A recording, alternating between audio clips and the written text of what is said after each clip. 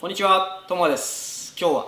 このタミーチューブに怪物が来てます。怪物が来たな。どうも、フィジカルモンスターの尾形義之です。よろしくお願いします。よろしくお願いします。尾形義之さんが来てくれました。で、尾形くんといえば昨年のワールドカップの年間チャンピオンでもありますし、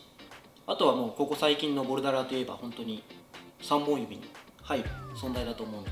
本当に今日楽しみです。実はこの前のスイスのワールドカップで僕とワンツーフィニッシュを決めたので、せっかくだったらここで2人で振り返っていこうかなと思ってます。なんか初めてこういうの撮るもんね。そうですね。ちょっと緊張するわ、逆になんか。はい。じゃあ早速そのスイス実際どうだった？スイス戦どうだった行く前とかさ。いや、僕の場合は、BJC って大会が2月にあるじゃないですか。そこでちょっとやらかしちゃったんで、確かに。その自分の調子がどれぐらいなのかとか、去年逆にその年間とかも取れてて、すごい良かったんで、今年大丈夫かなっていう不安はあったですね。で、結果的には2位だったんで、スタートとしてはすごく良かったかなっていうのが率直な感想です。俺とまた全然違ったもん。俺の場合だとやっぱり BJC で初優勝して、確かにその後 LJC ですぐ落ちたんだけど、ボルダーの調子は良かったから、すごい楽しみな感じでいって、優勝できて本当に良かったなと思います。で、予選とかどうだった？まず予選、いや俺多分初めてではないか、競技順1番だったんですけど、そこまで慣れてなくて、やっぱり、日本の大会とかだとちょこちょこあるんですけど、海外の大会とかだとトマー君だったり心さんだったり、あと海外の選手が確か最初に出て2番とかが多いんですよ。1番っていうのが、それはそれで緊張したんですけど、でもそんなに変わらなかったかな。なんか緊張したからパフォーマンスが良かったとか悪かったっていうのはなかったですかね。確かに。なんか予選1番って結構その不利な場面もあるじゃん。そうですね。その登れるか登れないか分からない課題が用意されてるからさ、そういう面ではちょっと難しいとこあるよね。確かに。予選全体でいうと結構バランス良かった。課題は僕は好きでした。面白かったよ。テーマがそれぞれ多分あって、これはこういうテーマなんだろうなっていうのもすごい伝わったし、これもすごい偏りはなかったと思います。はい。リザルトも綺麗だったし。準決勝どうだった？準決は僕も前半が全然ダメだったんですよ。それこそ毎大会そうなんですけど、大体スラブとか関係者から始まって、で強傾者が次来て、最終課題はちょっと大会によってまちまちなんですけど、でスラブができなくて、で流れとしてはすごく良くなかったんですよ。でどうしようで2課題目も次またできなくて、流れはめちゃくちゃ悪かったんですけど、なんでだろう、なんかまだワンチャンあるっていうのがなんか謎にあって、普段だったら多分諦めるじゃないけど、もうとりあえず順位上げるかみたいな、ちょっとこう目標を変えるとかそういう風に逃げちゃうんですけど、なんかその時はまだワンチャンじゃねえかっていうので、3課題目も4課題目もなんかこうチャレンジ精神で登れたかなっていうのは、それがつながってた、決勝へ。なんか俺もさ、俺のが後だったじゃん、オガッチが。オガッチがそのスラブも2課題のちょっとコーデプラスボテもできなくて、ちょっとすげえ落ち込んでたの分かってたから、後半しっかり登っててすげえなと思った。本当ですか。ありがとうございます。なんかそうですね、メンタル的には良かったのかな。でも内容はさておき、なんか俺逆にその1、2登れて、なんか3オガッチがシュッて帰ってきたじゃん。登りやすかったみたいに言って意外と悪くねみたいな。俺の場合1、2登れてなくて3だけ登れてるから、登りやすい感じですよ。そうだよね。でもなんかラウンドとしてはさ、その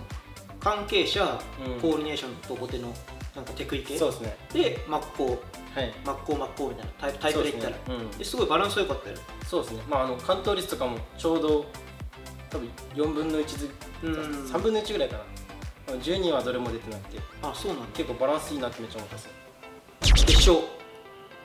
決勝はなんかオブザベした時にさ、もうなんだこの課題たちみたいな。もうオブザベの時点で多分セッターは新しいことやらせたいんだろうなっていうのは伝わったっすよね。なんか新しいチャレンジしてるんだろうなってすごい思って、それこそ予選とか準決とかとは全然違かったね。もう多分もちろんある程度こう選手のパフォーマンスを引き出しつつ、セッターはセッターでやりたいことをやりたいみたいな、っていうのをすごい感じたっすね。ちょっとワクワクしたよね。そうですね。よかった。僕も嫌いじゃないんですよね。なんかオブザベした感じは俺か正直オガッチかなと思って。本当ですか。俺は見た時確かにトマー君は来るなって思ったっす。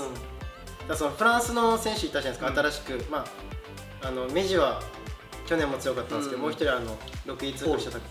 さん、あの子はちょっと未知数だったんで、分かる。それこそ準決勝が1課題目と2課題目登ってたんですよ、だから多分すごいクライミングが、強いっていうよりかは多分上手いっていう表現の方が正しい、そうだね、ような選手なんですけど、だか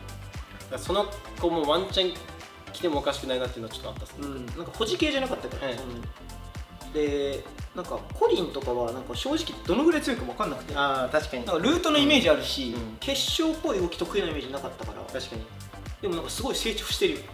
それはめっちゃ思ったっす。簿記系もできるし、パワフルだし、体型もちょっとずつ変わってますよね。最初見た時なんかもうちっちゃくて細くてって感じだったんですけど、俺もこういうちっちゃいくせに強いなって思ってさ今もどんどんああいう風の見たらさ、身長一緒じゃねえかみたいな。本当ですか。全然見てない。でも目地もやっぱりうまいし、結構真っ向もできてたし、そうですね。で決勝1から振り返っていくと、でコーディネーション1コーデか、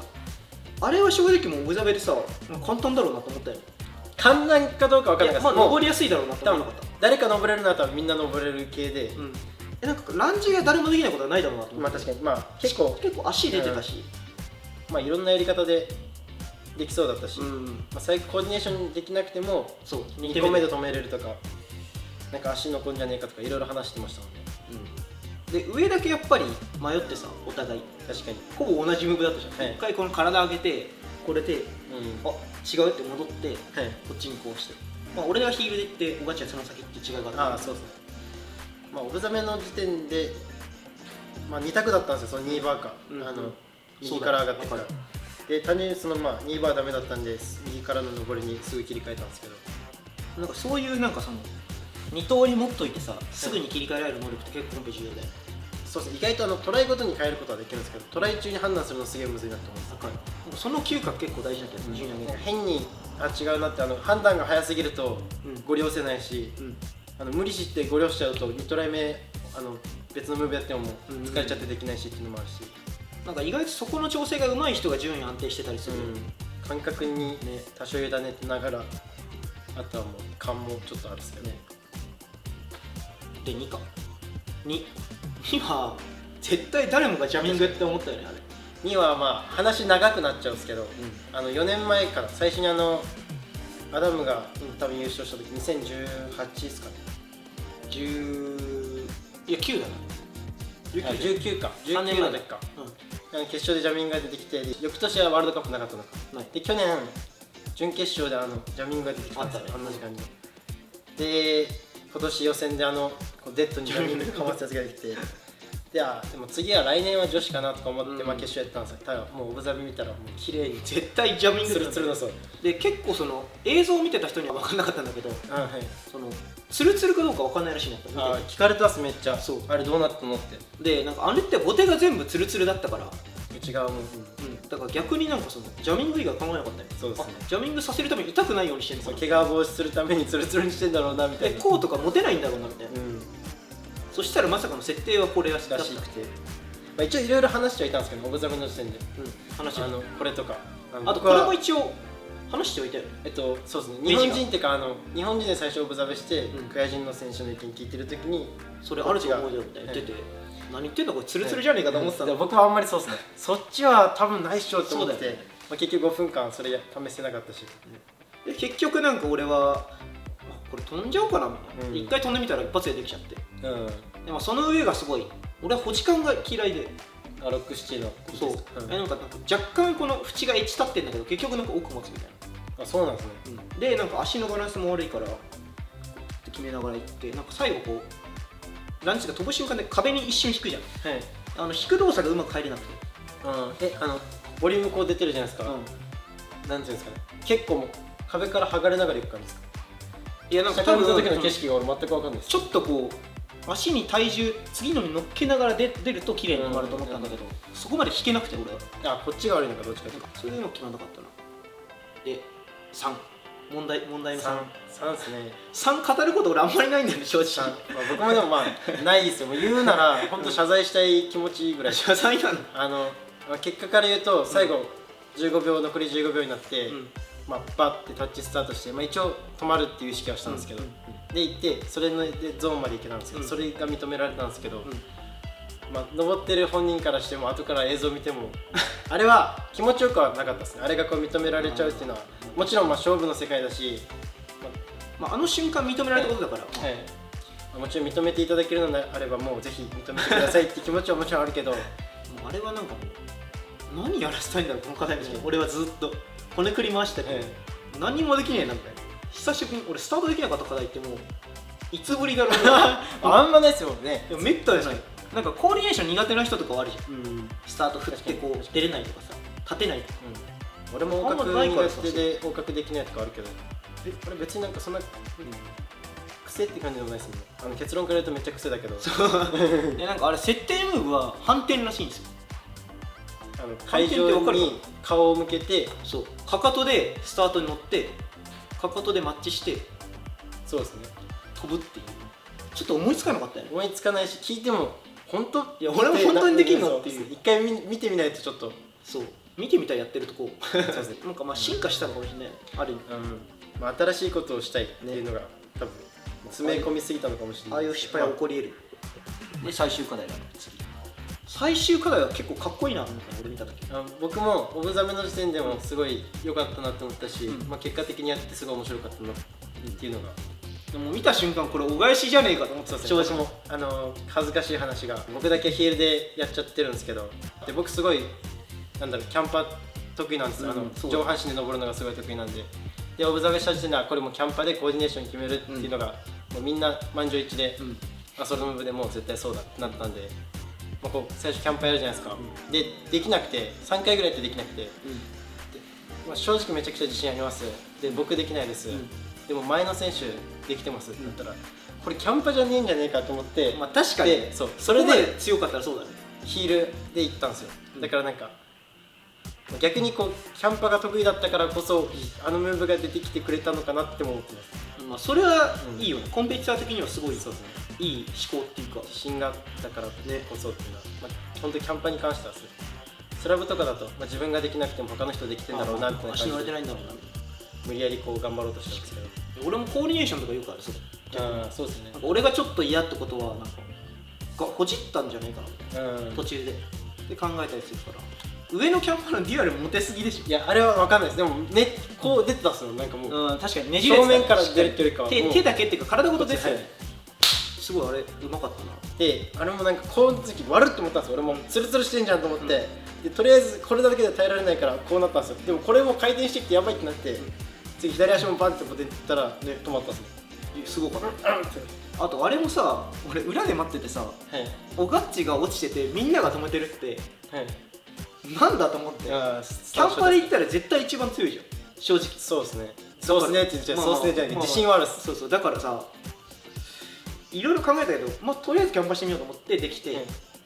で上をまあ1回目ツルツルでびっくりしたけど、まあこれまあまあかかるし、足出てたからかけようと思ったらまあ出れたけど、あれ決めたら気持ちよかった。俺らあれですもんね、始まる前までトマ君5位で僕6位だったじゃないですか。そうだからあれ感動するだけでも僕1回1位に来て、トマ君感動して1位に来てっていう。面白かったね、順位の変動が。喜びがもう完投が少ないラウンドだったから、やっぱマニュとかいると結構そういうことあるよね。確かにそうですね、攻めてるから、最後までチャンスあったし。なんかさ、今年まだ1戦しかないけど出てみてさ、なんか流行りそうみたいなさ予想みたいにしてみる。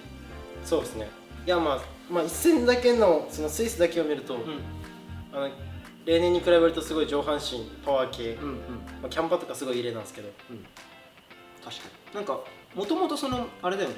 去年とかさ、もうずっとフランス人とかさヨーロピアンがキャンパーめっちゃ上げまくってたじゃん。そうですね。でさ、その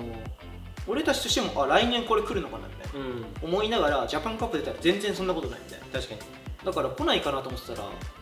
来たね。でしかもキャンパってさ、その見栄えもいいしかっこいいし、なんだろう、すごい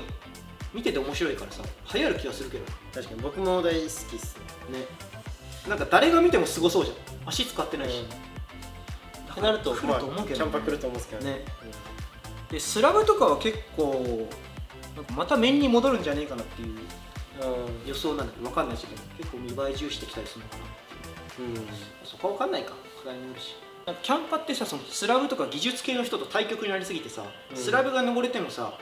キャンパ課題とか上半身系でゾーンが取れないっていう選手が増えると思うね。確かに。だからそういう意味ではなんか結構混戦するっていうか、これチャットなのかな、なんかキャンパが得意なのとスラブまたなんか逆もあるじゃん、だからそれはそれで面白そうではある。確かに。まあそんな感じですかね。はい。で最後韓国戦への意気込み、はいどうですか？いや僕はもうあれですよ、だって前回2位だったんで、うん次は1位狙い。はい。もう1位狙いですどっちかで、そうだね。また1位まあでもなんか争いできたらいいね。まあ初戦もワンツーだったんですけど、うんあれですよね、やりたいですよね、このわかる昨年の